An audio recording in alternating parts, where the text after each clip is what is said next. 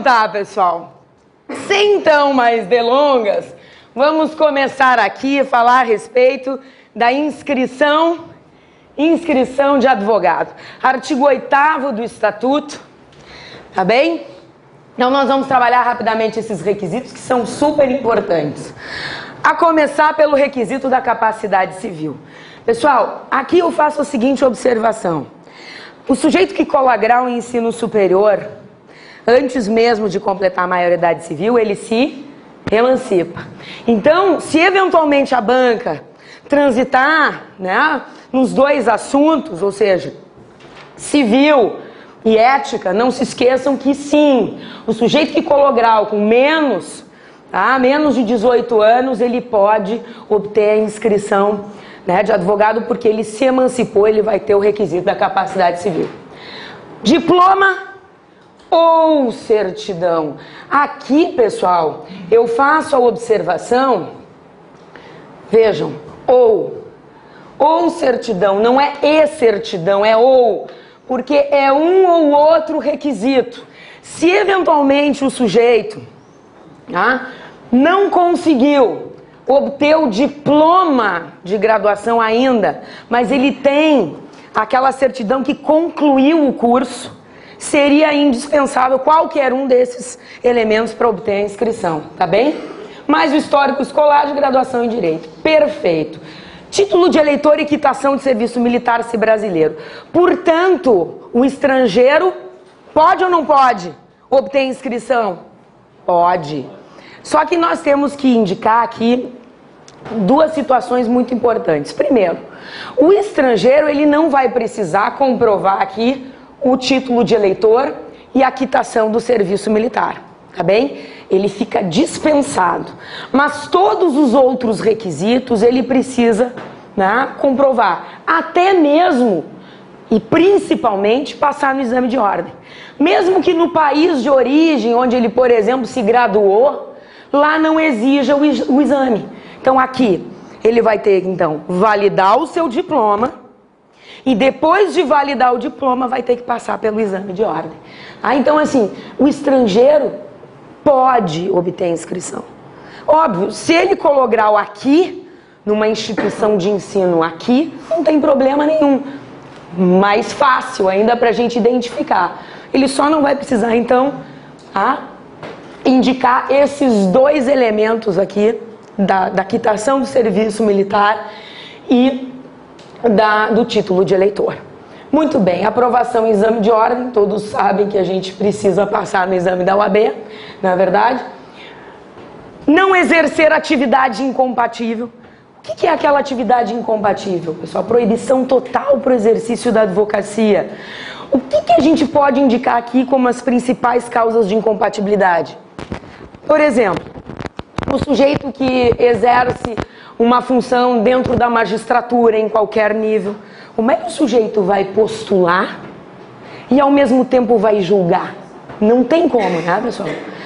O sujeito que exerce qualquer atividade junto ao Ministério Público, serviços auxiliares da Justiça, chefe do Poder Executivo nos seus diferentes níveis.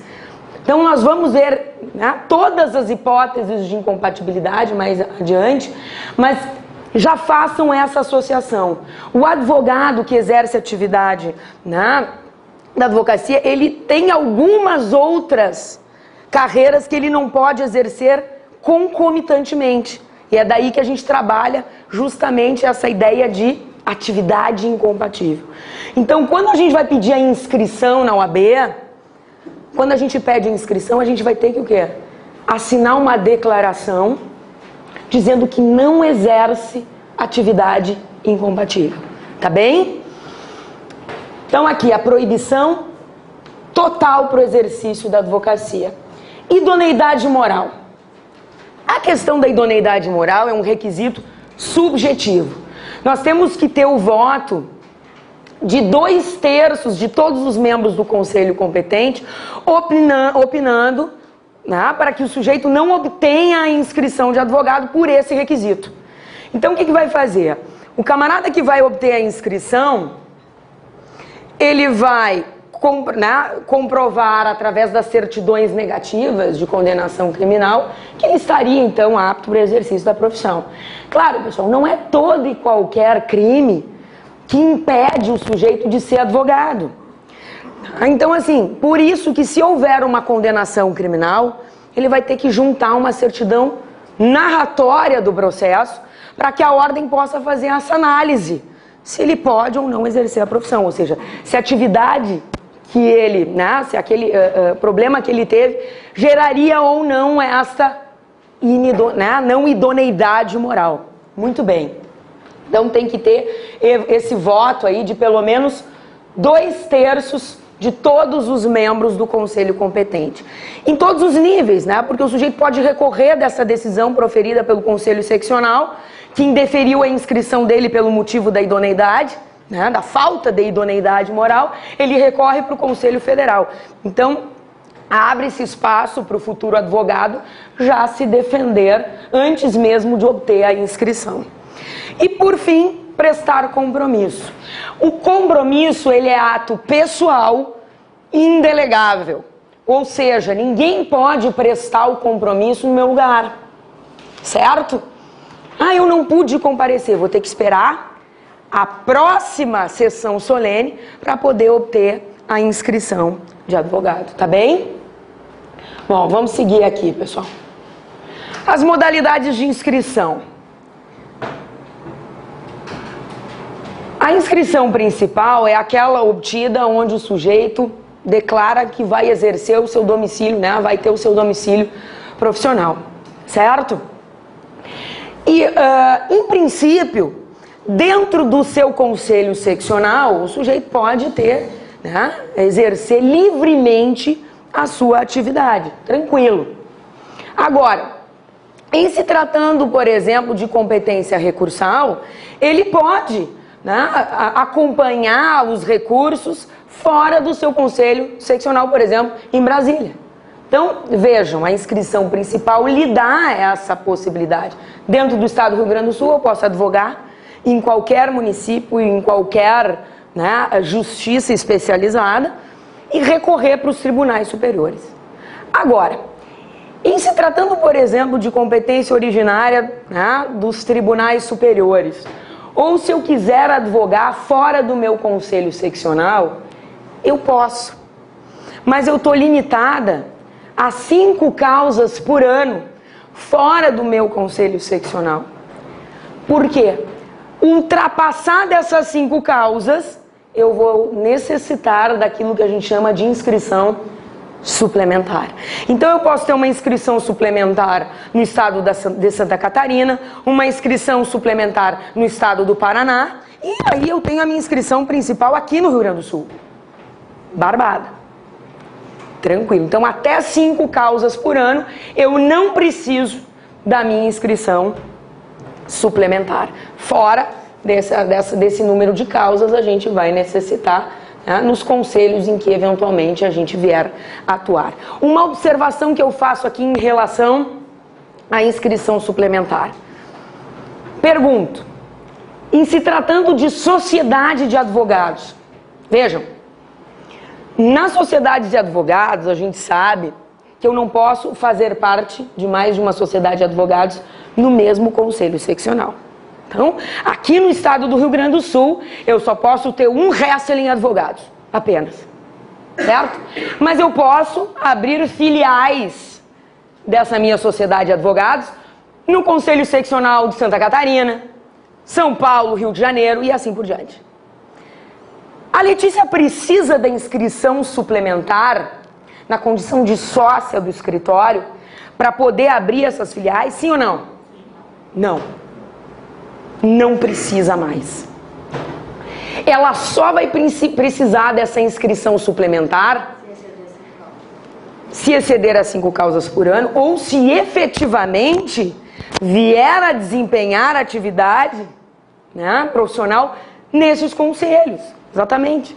Porque excedeu. Então, assim, se a Letícia apenas abrir uma filial da Wrestling Advogados em Santa Catarina, se ela não coloca os pés lá, ela contratou uma série de advogados para trabalhar para ela, ela precisa ter inscrição suplementar? Não precisa. Não precisa. A OAB definiu, o Conselho Federal da OAB, através de provimento, definiu que não há necessidade. Porque imaginem esses grandes escritórios, pessoal, que têm filiais pelo Brasil afora.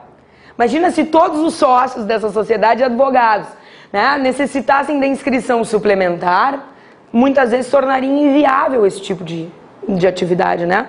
Cada sócio tem que ter inscrição suplementar em todos os estados, né, em todos os conselhos seccionais onde tivesse filial. Então, não é necessário. Só se efetivamente vier a atuar nesses conselhos seccionais. Tá? Isso passou a ser regra a partir de 2006.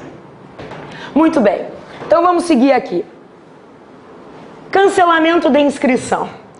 Cancela-se a inscrição, primeiro, se assim o requerer. Precisa justificar, sim ou não?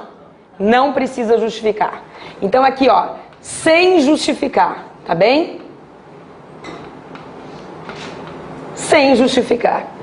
Sofrer a penalidade de exclusão. Quando é que eu vou sofrer a penalidade de exclusão? Quando, por exemplo, eu for por 3 vezes suspensa, quando eu fizer falsa prova de qualquer um dos requisitos de inscrição, e quando eu praticar crime infamante. Então, essas hipóteses gerariam a exclusão do advogado dos quadros da OAB e, portanto, consequentemente, cancelaria a inscrição. Vamos pegar um exemplo, tá? Sujeito praticou crime infamante. Tá? O que é o crime infamante? É o crime que dá má fama.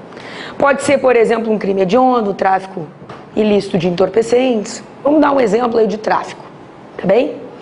O cara foi preso, o cara foi processado, o cara foi julgado, né? Transitou em julgado a sentença penal condenatória, ele cumpriu a pena, ele está quite com a sociedade. Pergunto, esse advogado que sofreu aqui a punição disciplinar de exclusão e, portanto, teve a sua inscrição cancelada, ele poderá vir a obter inscrição novamente nos quadros da OAB? Pode. Claro, desde que ele comprove o quê? Que ele está quite, né? Já foi questão de prova, inclusive. Então, se ele cumpriu a pena, tá tudo ok, ele pode obter inscrição. E aí ele vai comprovar os requisitos do artigo 8º novamente. Só que tem uma vantagem. Vai precisar fazer o exame de novo? Sim ou não? Não. Não precisa fazer o exame de novo. Só que, o que vai acontecer com ele? Ele vai perder o número de registro anterior e ele vai obter um novo número de registro.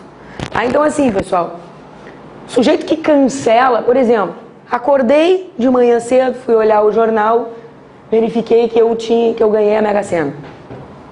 E aí o que eu resolvo fazer? Eu digo, vou cancelar meu registro na OAB. Não quero mais advogar. Beleza. Na segunda-feira, subsequente, eu vou lá na OAB, faço um termo de cancelamento de inscrição. No dia seguinte, né, ou nos dias seguintes, sai lá, não, uma determinação, enfim, que a Letícia está excluída, né? Foi cancelado, me perdoe, o registro dela na OAB, porque exclusão é pena, cancelamento é a consequência, tá?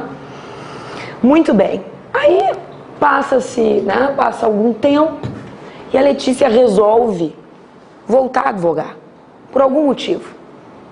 Cansou da vida de madame, resolveu voltar a advogar. Ela pode? Pode. Pode pedir a inscrição de novo na OAB? Pode. Precisa fazer o exame de novo? Não. Só que assim, no momento em que ela cancelou o registro, ela perde o número. E se perder o número, quando ela for obter novamente, né, o registro na OAB, ela vai ser inscrita sob um novo número junto à Ordem dos Advogados. Tá bem, pessoal?